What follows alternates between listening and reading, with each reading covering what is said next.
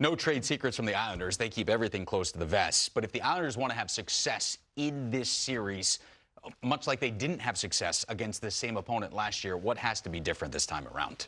Well, you know, it's tough because it's a new coach. The one thing I didn't find out is, have they played Carolina since Patrick took over? Because there's a totally different vibe around the Islanders right now. I'm sure they've probably played him once because he's been there long enough now. But I think the Islanders have to play. They've been looser under Patrick, but they've got to really tighten it up, because the one thing, and like you saw that one graphic of how many block shots they had, they got to really do that and protect the front of the net, because these guys are going to come at you. They shoot from everywhere. They go to the net as good as any team in the league.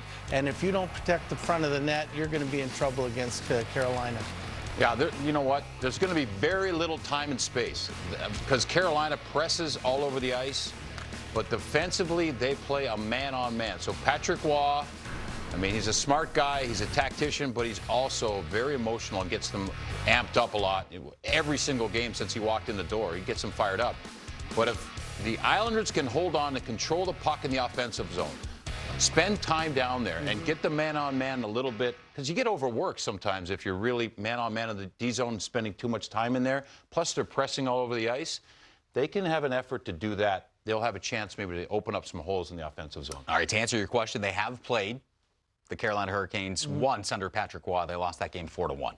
That has no bearing on what happens. You know what? Just to go add on to what Jody said, they want to keep the puck deep and keep the puck deep behind the net, because when the Carolina does get it, they want to make them go 200 feet all the time. The one thing you can't do against Carolina is turn pucks over, because they're so quick in transition. Their defense jump up with the play, and they make it very difficult for you. So if they can keep the puck deep, that's when, too, when picks come into play and you use the goal posts and everything, when you're man-on-man, those are the kind of things that you can get loose and get opportunities on. All right, a couple updates coming from the Islanders camp earlier today. Noah Dobson sounds like he could be good to go for game number 1, skating with the team. So that's great news for them as far as, you know, depth on that back end. He is their top offensive defenseman. They have to have him in this series. And it sounds like Patrick Roy said Semyon Varlamov is going to be the starter game number 1. Surprising to you or no? Because that's the guy that they've relied on down the stretch. There's one guy I'm going to trust. It's Patrick Roy.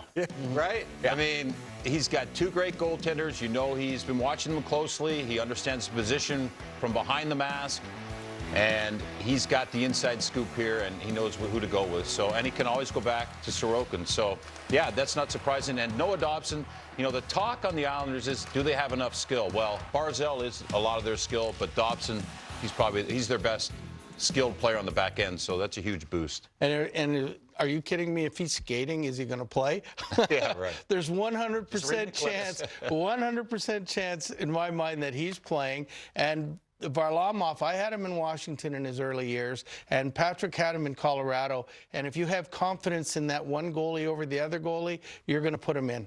Do you learn anything from last year's series? It's, you know, sometimes we do get the rematch of round number 1. Can you take anything from that? I know we talk about sometimes nothing from the regular season carries over. Do things from previous playoff matchups, especially last year, does that stuff carry over? It's so tough. I don't know if it does. I don't think it does myself. I mean, unless there's an inner anger that you want to get. If Matthew Maybe just a hatred, right? If Matthew Tkachuk is playing, you want to spear him in the throat. I get that. But I mean, I think in the throat. Well, you know, this is going I was a small guy. I was a small guy. And listen, if I was going to go and give you a shot in the arm, that's not doing anything. Yeah. But I mean, it's. I think the individual matchups from last year, they're going to remember what they did to beat them, and they're going to try everything to offset that. Well, listen, Aho is a big-time competitor. There's 2 Ahos. Which one? Sebastian Aho, Carolina.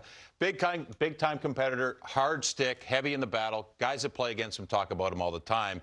If you're going up against him in the 7-game series from last year, you'll remember that. Yeah. Guys that are going against him, they're like, this guy again, or I got to find a way to get him. So you're right. Those inner battles, those plays on the ice, that's where they'll remember exactly what's going on. Are you guys ready for the Stratomatic simulation of this series? This is magic. All right, here we go. Give it to us. How does this one play out? Islanders, Hurricanes, a rematch from last year's round number 1. Oh, Carolina sweep. So last year they took it in 6, I believe, and this year getting it done in sweeping fashion. There's your results: 5-2, 4-1, 4-2, and 2-0 to close things out. Freddie Anderson, .950 save percentage in this series. Yeah, that'll get it done. And Carolina outscoring the Islanders 7-1 in period number 1. So getting a good start in these games and completing the sweep of the Islanders in round 1. Again, we'll have to see how that plays out.